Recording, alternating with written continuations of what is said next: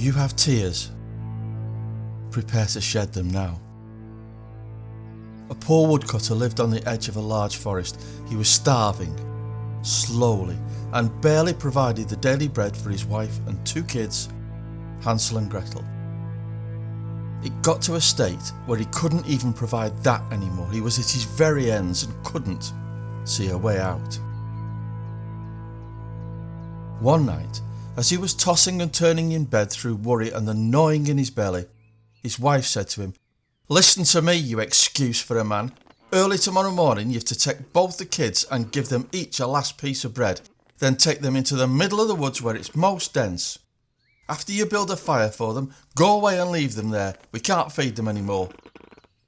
"No, chick," the man said. "I can't bring myself to take my own kids and abandon them to wild beasts. They wouldn't last 10 minutes in the forest." "If you don't," his wife responded, "we'll all have to starve." She gave him no peace until he said yes.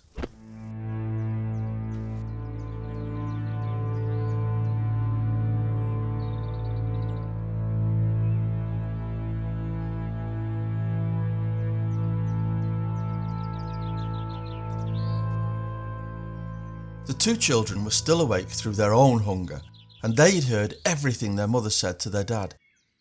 Gretel thought, "It's all over for me," and began to weep pitiful tears. But Hansel spoke. "Shush, Gretel, don't get upset. I'll work something out."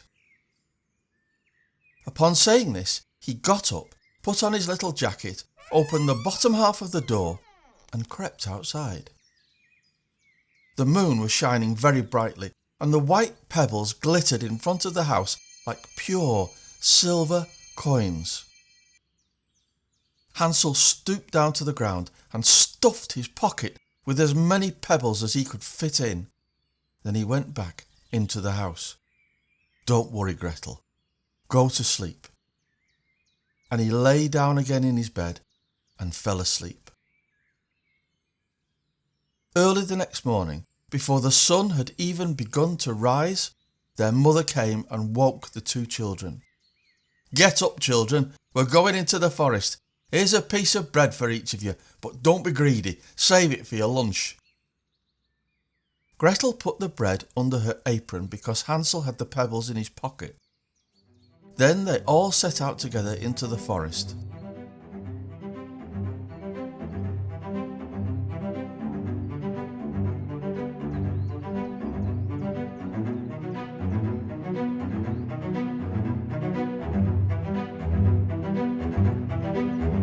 After they had walked a while, Hansel stopped still and looked back at the house. He did this time and again until his father said, "Hansel, what are you looking at there and why are you dawdling? Concentrate and make sure you keep up." "Dad," said Hansel, "I'm looking at my cat up on the roof. He wants to say goodbye to me." "Don't be daft," the mother said. "That's not a cat. It's the sun shining on the chimney." But Hansel hadn't been looking at the cat. He'd been looking at the shiny pebbles from his pocket that he'd been dropping on the ground. When they reached the middle of the forest, the father said, "Kids, shape yourselves and gather some wood. I'm going to make a fire so you won't get cold." Hansel and Gretel gathered together some brushwood and built quite a decent-sized pile. The brushwood was soon kindled, and when the fire was ablaze, the mother said, "Now, children, lie down by the fire and sleep. We're going into the forest to chop wood. When we're finished, we'll come back and get you."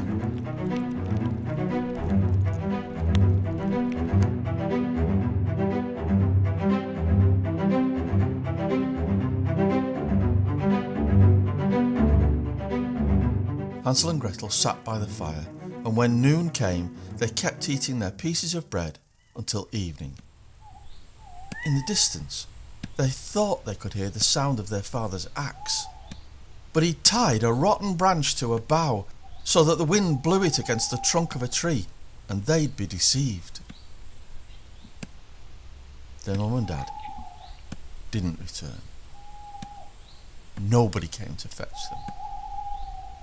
When it became pitch dark, Gretel started to cry, but Hansel said, "Just hang on a bit while the moon comes up." And when the full moon had risen, Hansel took Gretel by the hand. The pebbles glittered like newly minted silver coins and showed them the way. They walked the whole night long and arrived back at their father's house at the break of day. Their dad rejoiced with all his heart when he saw his children again, for he'd been undone by the idea of them alone in the forest. Their mother also seemed to be delighted by their return, but secretly she was fuming. But things didn't improve, and not long after this they were on the uppers again, and one evening Gretel heard her mum say to their dad, "The children found their way back one time and I just let that go. But now there's nothing left in the house except for half a loaf of bread. Tomorrow you have to take them farther into the forest so they won't find their way back home again. Otherwise there's no hope for us."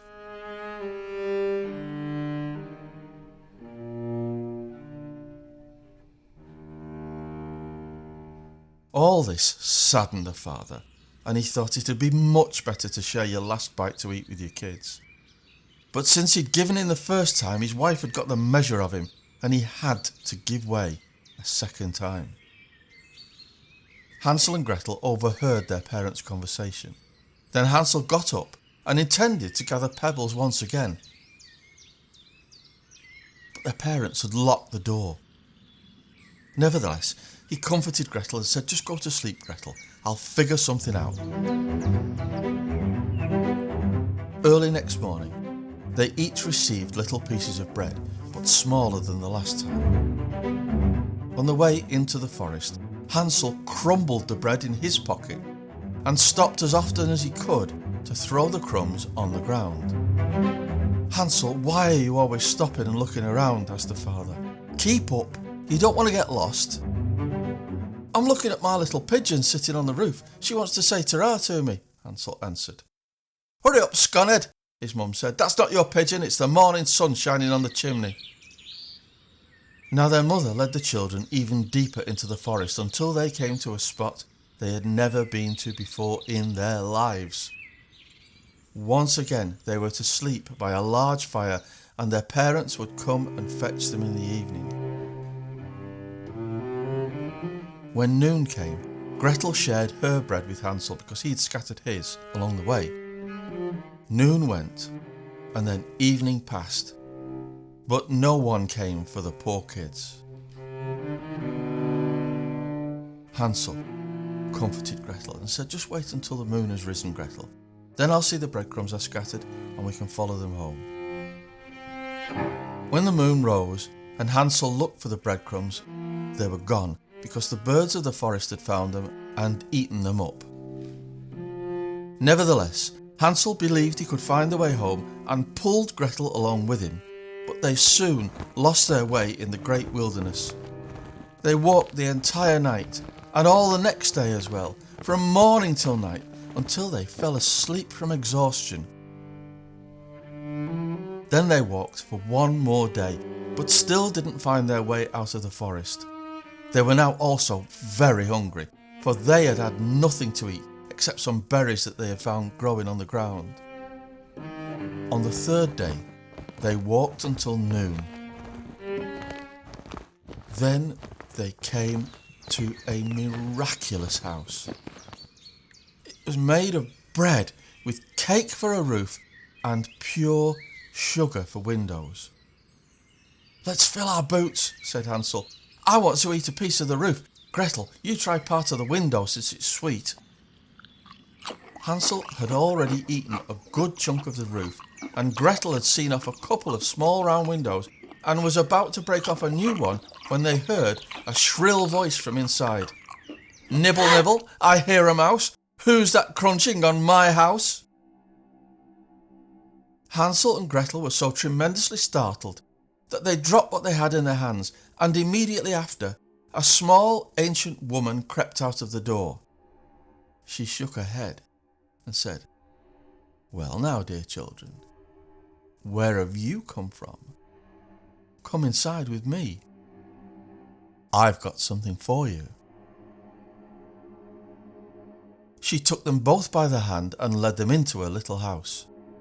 Then she served them a good meal of milk and pancakes with sugar and apples and nuts. Afterward, she made up 2 beautiful beds, and when Hansel and Gretel lay down in them, they thought they were in heaven.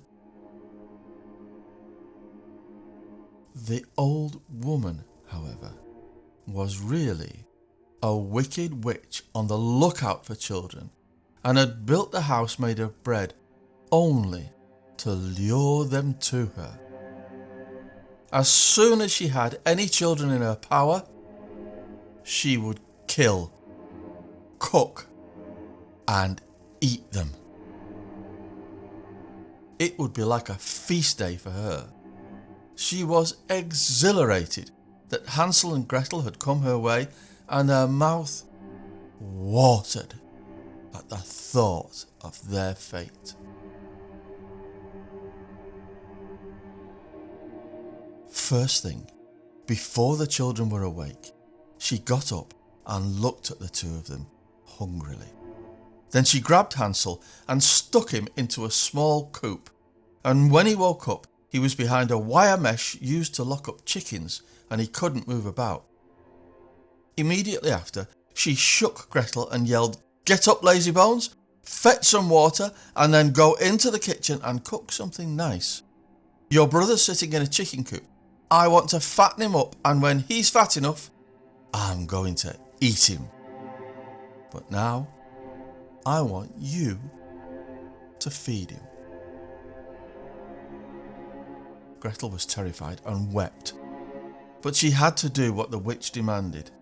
So the very best food was cooked for poor Hansel so that he'd become fat, while Gretel got nothing but crab shells. Every day, the old woman, whose eyesight was shocking, came and called out, "Hansel, stick out your finger so I can feel whether you're fat enough." However, Hansel stuck out a little bone, and the witch was continually puzzled that Hansel didn't get any fatter. One evening, after a month had passed, she said to Gretel, "Get a move on and fetch some water. I don't care whether your little brother's fat enough or not. He's going to be slaughtered and boiled tomorrow. In the meantime, I want to prepare the dough so that we can also bake." So Gretel went off, with a heavy heart, and fetched the water in which Hansel was to be boiled. Early the next morning, Gretel had to get up, light the fire, and hang up a kettle full of water. "Make sure that it boils," said the witch. "I'm going to light the fire in the oven and shove the bread inside." Gretel was standing in the kitchen and wept bloody tears, and thought it would have been better if the wild animals in the forest had eaten us. Then we would have died together, and it would never have come to this, and I wouldn't have to boil the water. That'll be the death of my brother. Then the old woman called, "Gretel, stop moping, get over here to the oven." When Gretel came, she said, "Look inside and see if the bread is already nice and brown and well done. My eyes are no good, and if you can't see, then sit down on the board and I'll shove you inside. Then you can get around inside and check everything." The witch wanted to shut the oven door once Gretel was inside, for she wanted to bake her in the hot oven and eat her too. This is what the wicked witch had planned, and why she had called the girl. But Hansel's cunning inspired Gretel, and she said, "I don't know how to do it. Show me what you mean. Sit down on the board and I'll shove you inside." And so the old woman sat down on the board, and since she was light, Gretel shoved her inside as far as she could, and then she quickly shut the oven door and bolted it with an iron bar. The old woman began to scream and groan in the hot oven, but Gretel ran off, and the witch was quickly burned to death. Meanwhile, Gretel went straight to Hansel and opened the door to the coop. After Hansel jumped out, they kissed each other and were glad. The entire house was full of jewels and pearls, so they filled their pockets with them. Then they went off to find their way home. Their dad rejoiced when he saw them again. He hadn't spent a single happy day since his children had been away. Now, he was a rich man. However, the mother, for want of her daily bread, you might think, had died.